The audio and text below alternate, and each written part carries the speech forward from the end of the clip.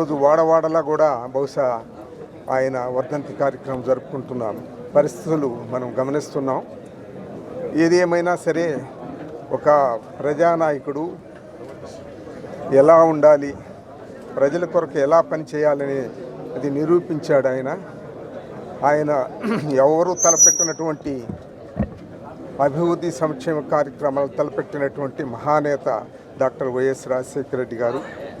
దేశంలో ఎవరు అంతకుముందు ఊహించనటువంటి కార్యక్రమాలు, ఇది ఆరోగ్య ఇది కానివ్వండి, ఆరోగ్యశ్రీ కానివ్వండి, ఫీజు రీయింబర్స్మెంట్ కానివ్వండి, ఈ ప్రాజెక్టులు 86 ప్రాజెక్టులని ప్రారంభించడం కానివ్వండి, ఇటువంటి కార్యక్రమాలన్నీ చేసినట్టు 108, 104 ఇవన్నీ కూడా మహోన్నతమైన కార్యక్రమాలు. దేశంలో అంతకుముందు ఏ రాష్ట్ర ముఖ్యమంత్రి కూడా చేపట్టినటువంటి కార్యక్రమాలు చేపట్టినటువంటి మహానాయకుడు రాజశేఖర రెడ్డి గారు.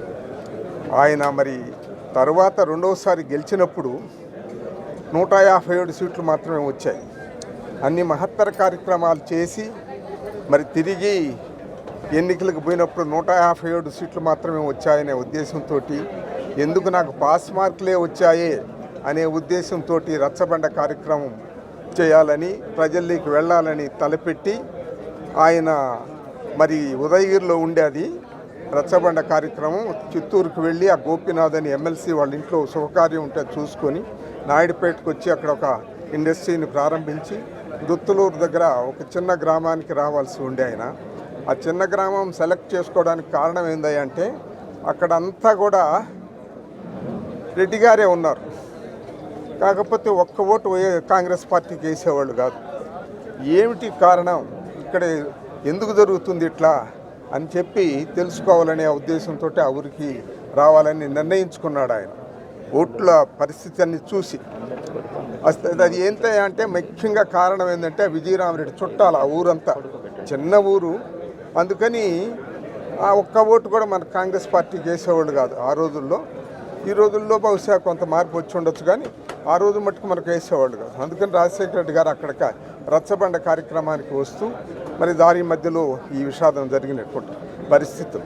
అందువల్ల ఈనాడు రాజకీయాల్లో ప్రజాపాలకులుగా ఉండాలంటే ఎవరైనా సరే రాజశేఖర రెడ్డి గారిని మార్గదర్శకంగా తీసుకొని వారి నడిచిన నడకలో నడిస్తే మనం అందరం కూడా, చిన్న నాయకులే కాదు పెద్ద నాయకులు అందరూ కూడా రాజశేఖర రెడ్డి గారి నడకలు ఆయన నడిచిన మార్గంలో నడిచినట్లయితే తప్పనిసరిగా మనం అందరం కూడా విజయవంతం అవుతాం. తర్వాత ఈనాడు జరిగినటువంటి ఈ కార్యక్రమాలు ఏదో ఉంది కదా, ఎన్నికలు ఈ మధ్య జరిగాయి, మనకు ఒక సునామీలాగా వచ్చి పోయింది. దానికి కారణాలన్నీ విశ్లేషించుకుంటాం, అవి తప్పనిసరిగా మనం సరి చేసుకుంటాం. తిరిగి జగన్మోహన్ రెడ్డి గారికి ఉజ్వల భవిష్యత్తు ఉంది, ఇంకా 30 సంవత్సరాల రాజకీయ జీవితం ఉంటుంది ఆయనకి. అందువల్ల ఏమొచ్చిన ఇబ్బంది ఏం లేదు. ప్రతి ఒక్కరూ వైఎస్ఆర్ కాంగ్రెస్ పార్టీ నాయకులు కానీ, కార్యకర్తలు కానీ, ప్రజలందరూ కూడా ధైర్యంగా ఉండండి, భవిష్యత్తు ఉజ్వలంగా ఉంటుంది. జగన్మోహన్ రెడ్డి గారు తను చేసినటువంటి ఏమిటేమన్నా పొరపాట్లుంటే సరిదిద్దుకోగలడు. వైఎస్ఆర్ పార్టీ మనం చేసిన పొరపాట్లుంటే సరిదిద్దుకొని భవిష్యత్తులో ఇంకా ఉజ్వలంగా మనం ఉంటామని కూడా నేను మనవి చేస్తూ మీ అందరికీ నమస్కరిస్తూ సెలవు తీసుకుంటాను.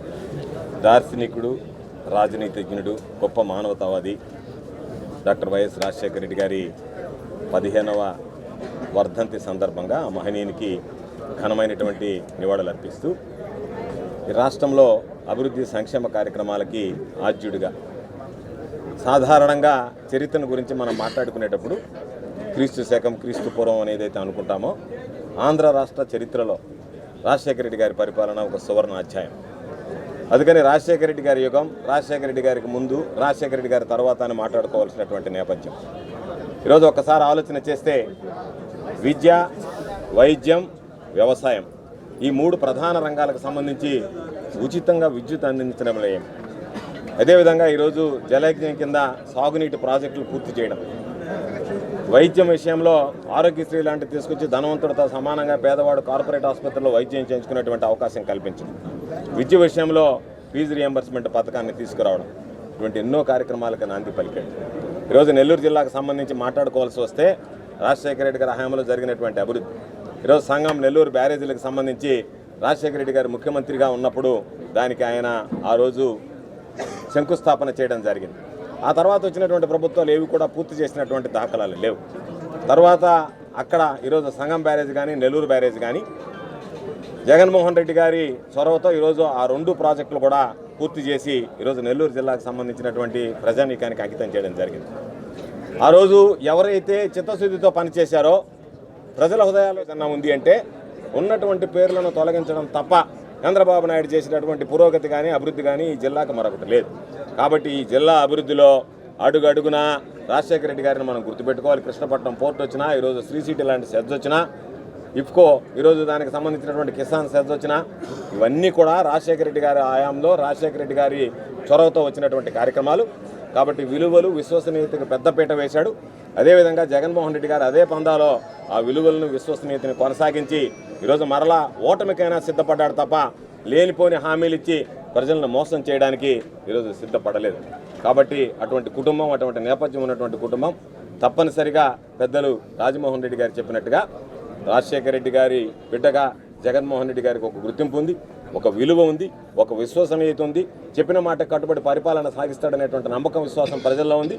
తప్పనిసరిగా భవిష్యత్తు మరలా తిరిగి జగన్మోహన్ రెడ్డి గారిని రాష్ట్రానికి ముఖ్యమంత్రి చేసేటువంటి విధంగా ప్రజల ఆశీస్సులు, రాజశేఖర రెడ్డి గారి ఆశీస్సులు ఎల్లవేళలా ఉండాలని కోరుకుంటూ మహనీయుడైనటువంటి రాజశేఖర రెడ్డి గారికి మరొకసారి ఘనమైనటువంటి నివాళులు అర్పిస్తున్నాం. ఈరోజు వైఎస్ఆర్సీపీ నాయకులు, జిల్లా వ్యాప్తంగా ఉన్నటువంటి నాయకులు కానీ, పార్టీ కార్యకర్తలు కానీ అందరూ కూడా ఇక్కడికి రావడం చాలా సంతోషంగా ఉంది. మరి ఈరోజు పెద్దలు రాజమోహన్ రెడ్డి గారు కానీ, గోవర్ధన్ రెడ్డి గారు కానీ, అరుణమ్మ గారు కానీ, విక్రమ్ రెడ్డి గారు, అలానే రంగన్న, ఇంకా మిగిలినటువంటి అనేక మంది పార్టీ కార్పొరేటర్లు కానీ, జడ్పీటీసీలు, ఎంపీటీసీలు, కార్యకర్తలు, నాయకులు అందరూ కూడా ఈరోజు వచ్చి రాజశేఖర రెడ్డి గారి మీద ఉన్నటువంటి ప్రేమని ఆయనకి నివాళులు అర్పించి ఆ రూపంగా సమర్పించుకోవడం అన్నది చాలా సంతోషంగా ఉంది. ఇక్కడ ఒక్క దగ్గరే కాదు, అన్ని నియోజకవర్గాల్లో కూడా, అన్ని మండలాల్లో కూడా ఈరోజు ఇదే కార్యక్రమాన్ని నిర్వహిస్తూ ఉన్నాము. ప్రధానంగా ఈరోజు జిల్లా పార్టీ ఆఫీసులో పేదలందరికీ కూడా బట్టల పంపిణీ కానీ, అలానే పండ్లు కానీ, అలానే రక్తదాన శిబిరం కానీ వీటన్నిటిని కూడా ఏర్పాటు చేయడం జరిగింది.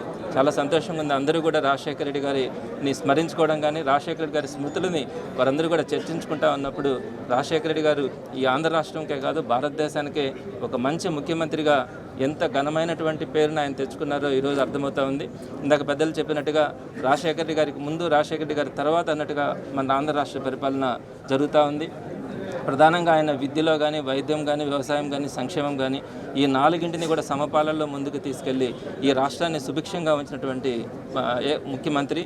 ఆ తర్వాత వైఎస్ జగన్మోహన్ రెడ్డి గారు కూడా అదే బాటలో పయనిస్తూ ప్రతి కుటుంబంలో, ప్రతి ఇంటికి కూడా సంక్షేమ పథకాలు అందాలి. అలానే ఈ విద్య, వైద్యం, వ్యవసాయం ఈ 3 కూడా అభివృద్ధి కావాలన్న ఆలోచనతో ఆయన తీసుకొచ్చినటువంటి అనేక పథకాలు ఈరోజు రాష్ట్రంలో కానీ, మన నెల్లూరు జిల్లాలో కానీ అనేకమైనటువంటి పథకాలు బాగా విజయవంతం కావడం కూడా జరిగింది.